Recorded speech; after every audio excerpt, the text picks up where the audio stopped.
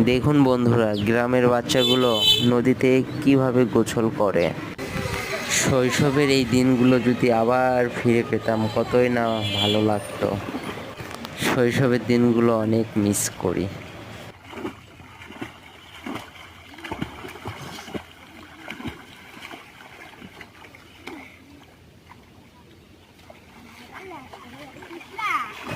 এই পিচ্ছি, তুমি উপরে এসে আরেকটা লাফ দাও, আরেকটা লাফ, দৌড় দাও, আরেকটা। হ্যাঁ হ্যাঁ হ্যাঁ, এই ওয়াও ওয়াও, অসাধারণ অসাধারণ।